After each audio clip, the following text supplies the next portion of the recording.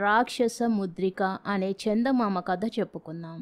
మగధ దేశానికి రాజధాని అయిన పాటలిపుత్రాన్ని నందుడనే రాజు పాలిస్తూ ఉండేవాడు. ఆయనకు మంత్రి అయిన రాక్షసుడు స్వామి భక్తుడు సమర్థుడును. నందరాజుకు 2 భార్యలు. ఒక ఆమె పేరు సునంద అనే క్షత్రియ స్త్రీ, రెండో ఆమె ముర అనే శూద్ర స్త్రీ. వీరిలో ముందుగా మురకే కొడుకు కలిగాడు. తల్లి పేర అతన్ని అందరూ మౌర్యుడని పిలిచేవారు. మౌర్యుడు పుట్టిన కొంతకాలానికి సునంద 9 మంది కొడుకులను కన్నది. వీరికి నవనందులని పేరు. కొంతకాలం గడిచాక నందరాజు రాజ్యభారాన్ని తన కొడుకులకు అప్పగించ నిశ్చయించాడు. వారిలో మౌర్యుడే పెద్ద అయినప్పటికీ ఆయన అతనికి సేనాని పదవి మాత్రమే ఇచ్చి నవనందులందరూ రాజులుగా ఉండేటట్టు నిశ్చయించాడు. మౌర్యుడు తనకు అన్యాయం జరిగినట్టు భావించాడు. నవనందులు మూఢులు, తాను తెలివిగలవాడు. ప్రజలకు కూడా మౌర్యుడిపైనే గౌరవం హెచ్చు. అతను నవనందుల మధ్య సులువుగా చీలికలు పెట్టాడు. లక్షణాలన్నీ చూడగా మౌర్యుడు అతని 100 కొడుకులు మగధ రాజ్యానికి చిచ్చు పెట్టేలాగా కనబడ్డాడు.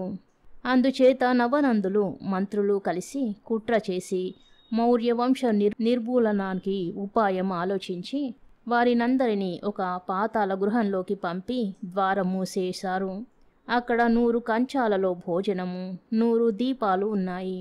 ఆ ఆహారం ఒక్కడే తింటే చాలా రోజులకు సరిపోతుంది. అందుచేత మౌర్యుడు తన కొడుకులలోకెల్లా చిన్నవాడైన చంద్రగుప్తుడికి ఆ ఆహారం ఇచ్చి పాతాళ గృహం నుంచి బయటపడే అవకాశం దొరికితే మౌర్యుల పక్షాన పగ తీర్చుకునేటట్టు ప్రమాణం తీసుకున్నాడు. కొంతకాలం గడిచింది. వంగదేశం నుంచి కొందరు మనుషులు ఒక బోనులో ఒక సింహం బొమ్మను పాటలిపుత్ర రాజసభకు తెచ్చారు. ఆ బోనుపై చాతనైతే ఈ సింహాన్ని బోను నుంచి వెలువరించండి అని ఉన్నది. బోనుకు ఎక్కడా ద్వారం లేదు. సింహాన్ని వెలువరించే ఉపాయం ఎవ్వరికీ తెలియలేదు. చంద్రగుప్త మౌర్యుడే బతికి ఉంటే ఆ కుర్రవాడు ఉపాయం చెప్పేవాడు అని సభలో ఒకరు అన్నారు. వెంటనే పాతాళ గృహానికి దారి తెరిచి చూశారు. అందరూ మౌర్యులు చనిపోయారు గాని చంద్రగుప్తుడు ఇంకా ప్రాణాలతో ఉన్నాడు. చంద్రగుప్తుడు బోనులోది లక్క సింహమై ఉంటుందని గ్రహించి బోనులోకి కాల్చిన ఇనుప కర్రలు పోనిచ్చి సింహాన్ని కరిగించాడు. సింహం కరిగి బోనులో నుంచి బయటికి వచ్చింది. చంద్రగుప్తుడి యుక్తిని అందరూ మెచ్చుకున్నారు. ఇంత తెలివిగల వాడి వల్ల ప్రయోజనం ఉంటుందనే ఉద్దేశంతో నవనందులు చంద్రగుప్తుని భోజనశాలకు అధికారిగా నియోగించారు. ఈ విధంగా ప్రాణాలతో బయటపడి అతను తన పెద్దలకు శ్రాద్ధాలు పెట్టి నివురు కప్పిన నిప్పులాగా అణిగి ఉండి భోజనశాలకు సంబంధించిన పనులు చూడసాగాడు. ఒకనాడు చంద్రగుప్తుడు ఊరి బయట ఒక బ్రాహ్మణ యువకుణ్ణి చూశాడు. ఆ యువకుడి ప్రవర్తన చూసి అతనికి విస్మయం కలిగింది.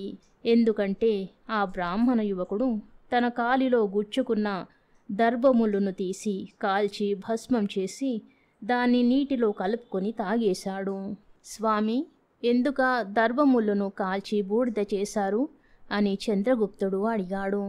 ఇది నా కాలిలో గుచ్చుకున్నది, అందుకని దాన్ని భస్మం చేసేశాను అన్నాడా యువకుడు.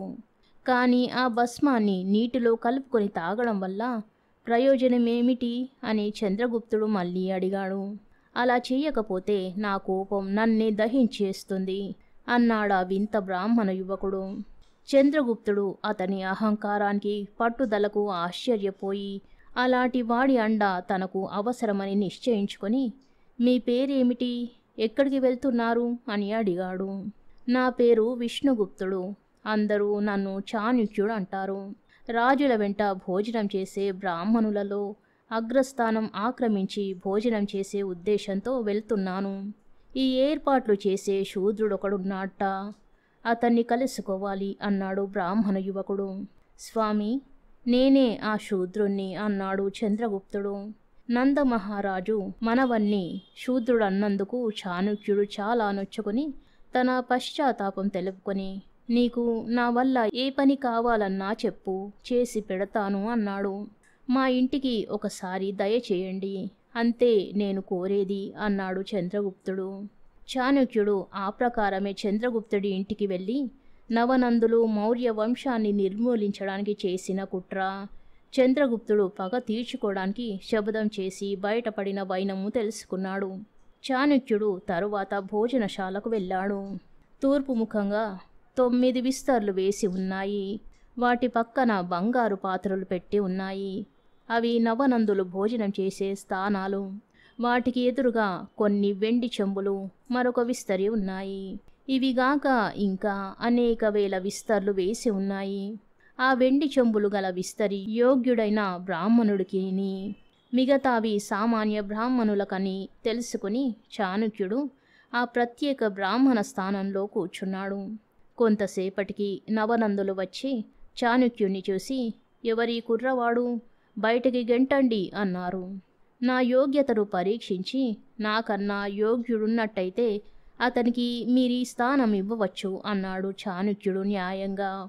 కానీ నందులు అహంకారులై చాణక్యుణ్ణి పిలక పట్టుకొని లాగి భోజనశాల నుంచి బయటికి గెంటారు.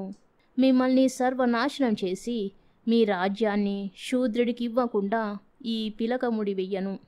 నా యోగ్యత మీరే చూతురుగాని అని ప్రతిజ్ఞ చేసి చాణక్యుడు అక్కడి నుంచి వెళ్ళిపోయాడు. ఆనాడే చంద్రగుప్తుడి భవిష్యత్తుకు మౌర్యుల పగ చల్లారడానికి అంకురార్పణ జరిగింది. నగరంలో చాణక్యుడికి ఒక మిత్రుడున్నాడు. అతని పేరు ఇందుశర్మ. అతనికి క్షుద్ర విద్యలు తెలుసు, కొన్ని శక్తులు కలవాడు. నీవు నందరాజులతోనూ రాక్షస మంత్రితోనూ సఖ్యంగా ఉన్నట్టు నటిస్తూ నాకు సహాయం చెయ్యాలి అని చాణక్యుడు ఇందుశర్మను కోరి ఒప్పించాడు. ఇందుశర్మ బౌద్ధ మాంత్రికుడి వేషం ధరించి జీవసిద్ధి అని పేరు పెట్టుకొని తన శక్తి చేత కొందరికి రోగాలు తెప్పించి వాటిని తానే నయం చేస్తూ, చాణక్యుడు తన మంత్రశక్తి చేత రోగాలు తెప్పిస్తే తాను వాటిని నయం చేస్తున్నానని ప్రచారం చేసుకోసాగాడు. చాణక్యుడి శబదం విని భయపడుతున్న రాక్షస మంత్రి ఈ జీవసిద్ధిని చేరదీసి అతని సహాయంతో చాణక్యుడి చర్యలను అరికడదామనుకున్నాడు. ఒకనాడు జీవసిద్ధి నవనందులతో, చంద్రగుప్తుడు ఈ నగరంలో ఉండడం మీకు క్షేమం కాదు. అతన్ని వర్ధమానమనే నగరంలో ఉండే కిరాతరాజు దగ్గరికి పంపేయండి అని సలహా చెప్పాడు. నవనందులు అలాగే చేశారు. చంద్రగుప్తుడు తనకున్నదంతా కిరాతరాజుకిచ్చి అతన్ని తన పక్షం చేసుకున్నాడు. పాటలిపుత్రానికి ఉత్తరంగా చాలా దూరాన పర్వత ప్రాంతాన్ని పర్వతకుడనే మ్లేచ్ఛరాజు ఏలుతున్నాడు. చాణక్యుడు ఆ రాజు వద్దకు వెళ్ళి, నేను నవనందులను నాశనం చేసి వారి రాజ్యాన్ని చంద్రగుప్తుడికి ఇస్తానని ప్రతిజ్ఞ చేశాను. అతనికి సైన్యం లేదు.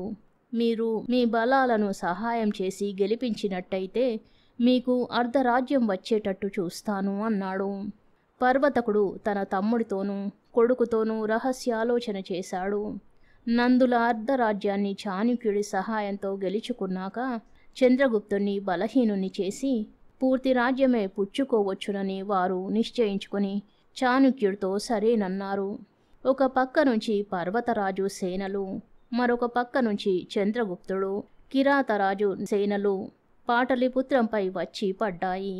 నవనందులు పర్వతరాజు సేనలతో యుద్ధం చేయబోయి ఆ యుద్ధంలో మరణించారు. రాక్షస మంత్రి చంద్రగుప్తుడి సేనలతో యుద్ధం చేయవచ్చాడు. చంద్రగుప్తుడు రాక్షసుడికి నమస్కారం చేసి, నా రాజ్య భాగం నాకిప్పించండి, యుద్ధం మానేస్తాను అన్నాడు. కానీ రాక్షసుడు అతన్ని దుర్భాషలాడాడు. ఇంతలో నవనందులు చచ్చిపోయినట్టు తెలిసి రాక్షసుడు యుద్ధం మాని నగరంలోకి వెళ్ళిపోయాడు. నగరం రాజుల చావులతో అరాచకమైపోయింది. పురజనులు చాణక్యుని నగరం రక్షించమని కోరారు. ముసలిరాజు అడవికి పోతే అలాగే చేస్తానన్నాడు చాణక్యుడు. అలాగే చెయ్యమని వృద్ధరాజుకు రాక్షస మంత్రి సలహా ఇచ్చాడు. తరువాత రాక్షసుడు చంద్రగుప్తుణ్ణి చేరి, ఇప్పుడు సగం రాజ్యం నీది, సగం రాజ్యం పర్వతకుడిది. నాకు పర్వతకుడి వద్ద మంత్రిగా ఉండడం ఇష్టం లేదు, నీ వద్దనే ఉంటాను అన్నాడు. చాణక్యుడి సలహాతో చంద్రగుప్తుడు అందుకు సమ్మతించాడు. అయితే చంద్రగుప్తుడి పట్ల రాక్షసుడి బుద్ధి ఏమీ మారలేదు. అతన్ని చంపించి నందుల పగ తీర్చడానికి రాక్షసుడు మనుషులను నియోగించాడు. వనంలో ఉంటున్న ముసలిరాజు చంద్రగుప్తుడికి విష ఫలాలు పంపాడు. చారుల ద్వారా ఈ సంగతి తెలిసి చాణక్యుడు వాటిని ఆ ముసలిరాజుకే తిప్పి పంపాడు. ముసలిరాజు వాటిని తిని చచ్చిపోయాడు. ఇది రాక్షసుడికి మరొక దెబ్బ. అయినా ఆయన చాణక్యుణ్ణి నిర్మూలించే ప్రయత్నం మానక రహస్యంగా పర్వతకుడితో కూడా మంతనాలు సాగించాడు. బౌద్ధ మాంత్రికుడి వేషంతో రాక్షస మంత్రిని మంచి చేసుకున్న చాణక్యుడి మిత్రుడు తన మంత్రశక్తి చేత అతి లావణ్యవతి అయిన విషకన్యను సృష్టించి దాన్ని రాక్షసుడికి చూపి దీనిని ఆలింగనం చేసుకున్నవాడు తక్షణం చచ్చిపోతాడు, మరుక్షణం ఇది అదృశ్యమైపోతుంది అని ఆ విషకన్యను రాక్షసుడి వద్ద విడిచి వెళ్ళాడు. అయితే అతను ఈ విషకన్యను రాక్షసుడి పరం చేసిన మాట ఆ రోజునే చాణక్యుడికి చెప్పాడు. కొద్ది రోజులు పోయాక రాక్షసుడు చాణక్యుణ్ణి పిలిచి అపూర్వ సౌందర్యవతి అయిన కన్య ఒకతే లభించింది. ఆమెను చంద్రగుప్త మహారాజుకు కానుకగా ఇవ్వాలనుకుంటున్నాను, మీరు తీసుకుపోతారా అని అడిగాడు. చాణక్యుడు ఆ విషకన్యను వెంటబెట్టుకుపోయి నిండు కొలువులో రాక్షసుడు వింటుండగానే ఆ కన్యను పర్వతకుడికి బహుమానం చేస్తానని సూచించాడు. రాక్షసుడు వద్దనడానికి వీలులేని పరిస్థితి. అందుచేత ఆయన కూడా అలా చేస్తే బాగుంటుందని అనవలసి వచ్చింది. తరువాత విషకన్యను పర్వతకుడి వద్దకు పంపారు. మర్నాడు పర్వతకుడు చచ్చి ఉన్నాడు. విషకన్య జాడలేదు. తనకు ప్రమాదం కలగబోతున్నదని గ్రహించి రాక్షసుడు ఆ రాత్రే తన కుటుంబాన్ని తన స్నేహితుడైన చందనదాసు ఇంట ఉంచి నగరం విడిచి వెళ్ళిపోయాడు. పర్వతకుడి హత్యకు కారకుడు రాక్షస మంత్రేనని అందరూ అనుకున్నారు. అదే ప్రకారం చాటింపు కూడా వేశారు. రాజద్రోహిగా అతన్ని శిక్షించడానికి మాత్రం ఆయన దొరకలేదు. చాణక్యుడు ఒక మనిషిని పర్వతకుడి కొడుకు వద్దకు పంపి చాణక్యుడే నీ తండ్రిని చంపించాడు, నీవిక్కడ ఉన్న పక్షంలో నిన్ను కూడా చంపేయగలడు అని చెప్పించాడు. ఈ మాట విని బెదిరి పర్వతకుడి కొడుకు తన దేశానికి వెళ్ళిపోయాడు. రాక్షసుడు ఈ వార్త విని పర్వతకుడి కొడుకు ఉండే చోటుకి వెళ్ళి చంద్రగుప్తుణ్ణి చంపి రాజ్యమంతా ఏలుకుందువు గాని సైన్యం సిద్ధం చెయ్యి, నేను నీకు మంత్రిగా ఉంటాను అన్నాడు. అందుకు పర్వతకుడి కొడుకు ఒప్పుకున్నాడు. రాక్షసుడు పారిపోయినా నగరంలో రాక్షసుడి మృత్యులు చంద్రగుప్తుని చంపే ప్రయత్నంలోనే ఉన్నారు.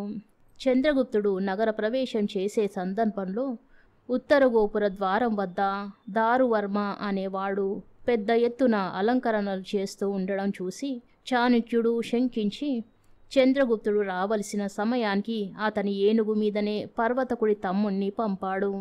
సరిగ్గా ద్వారం కిందికి వచ్చేసరికి ఒక ఆయుధం పైనుండి పడి మావటివాణ్ణి చంపింది. మరుక్షణం దారువర్మ పైనుంచి దూకి పర్వతకుడి తమ్ముణ్ణి కత్తితో పొడిచి చంపేశాడు. అది అర్ధరాత్రి వేళ కావడం చేత తాను ఎవరిని చంపుతున్నది కూడా ఆ దుర్మార్గుడు చూడలేదు. దారువర్మను మ్లేచ్చులు పట్టుకుని అక్కడే చంపారు. మరొకసారి ఒక వైద్యుడు చంద్రగుప్తుడికి ఔషధం ఇస్తూ అందులో విషం కలిపాడు. చాణక్యుడు పక్కనే ఉండి ఆ వైద్యుడి చేత ఆ ఔషధం కొంత తినిపించాడు. వైద్యుడు చచ్చాడు. ఈ విధంగా చాణక్యుడు చంద్రగుప్తుని 1000 కళ్ళతో కాపాడడమే కాక తన చారులను నగరమంతటా తిప్పి అన్ని రహస్యాలు తెలుసుకుంటూ ఉండేవాడు. ఈ చారులలో ఒకడు ఒకసారి చందనదాసు ఇంటికి వెళ్ళి అక్కడ యమలోక పటాన్ని చూపుతుండగా ఒక కుర్రవాడు లోపలి నుండి వచ్చాడు. అప్పుడు ఒక స్త్రీ వచ్చి వాణ్ణి లోపలికి తీసుకుపోయింది. ఆ సమయంలో ఆమె చేతి నుంచి ఒక ఉంగరం కింద పడింది. ఆ ఉంగరం చారుడి ద్వారా చాణక్యుడికి చేరింది. దాన్ని చూస్తూనే అది రాక్షసుడి ముద్రిక అని చాణక్యుడు తెలుసుకున్నాడు. ఇక నుంచి ఆయన రాక్షస మంత్రికి చంద్రగుప్తుడి శత్రువులకు మధ్య విభేదాలు పెట్టి రాక్షసుణ్ణి చంద్రగుప్తుడికి సుముఖుణ్ణిగా చేసుకునేతందుకు పథకం వేశాడు. చాణక్యుడి మనుషులు కొందరు చంద్రగుప్తుడి శత్రువులలాగా నటిస్తూ రాక్షసుడు ఉంటున్న మ్లేచ్ఛ రాజ్యానికి వెళ్లారు. రాక్షసుడి మృత్యులైన కొందరికి శిక్షలు విధించి వారిని శిక్ష అనుభవించకుండా విడిపించి రాక్షసుడి వద్దకు తీసుకుపోవడానికి కూడా చాణక్యుడు కొందరిని నియోగించాడు. వారిలో ఒకడు ఒక ఉత్తరం తీసుకున్నాడు.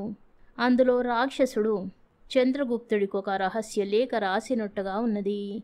ఆ లేఖకు చాణక్యుడు రాక్షసుడి ముద్రిక వేశాడు. చాణక్యుడు తరువాత చంద్రగుప్తుడితో వైరం తెచ్చుకునే వాడిలాగా నటించాడు. ఇద్దరు బహిరంగంగానే ఘర్షణ పడసాగారు. ఈ వార్త కూడా మ్లేచ్ఛ రాజ్యానికి చేరింది. చాణక్యుడు సృష్టించిన దొంగ ఉత్తరం పర్వతకుడి కొడుకు చేతికి చిక్కింది. దానిని రాక్షసుడే రాయించాడని చాణక్యుడికి చంద్రగుప్తుడికి చెడిన మీదట చాణక్యుడి స్థానం తాను ఆక్రమించడానికి రాక్షసుడు యత్నిస్తున్నాడని అతను నమ్మాడు. విషకన్య యొక్క సృష్టికి కారకుడు రాక్షసుడేనని కూడా అతనికి స్పష్టంగా తెలిసిపోయింది. రాక్షసుడు అనుకున్నదంతా తారుమారయ్యింది. ఆయన తన స్వదేశానికి తిరిగి వచ్చాడు. చాణక్యుడి సలహాపై చంద్రగుప్తుడు ఆయనను సమస్త గౌరవాలతో సభకు రప్పించాడు. చాణక్యుడు చంద్రగుప్తుడు కూడా ఆయనను మంత్రిలాగే చూశారు. రాక్షస మంత్రి మనసు ఇంతకాలానికి మారిపోయింది. చాణక్యుడి యత్నాలు ఫలించాయి. చంద్రగుప్తుడు తన దాయాదుల రాజ్యంతో పాటు వారి మంత్రిని కూడా జయించుకున్నాడు. కథ సమాప్తం. శుభం.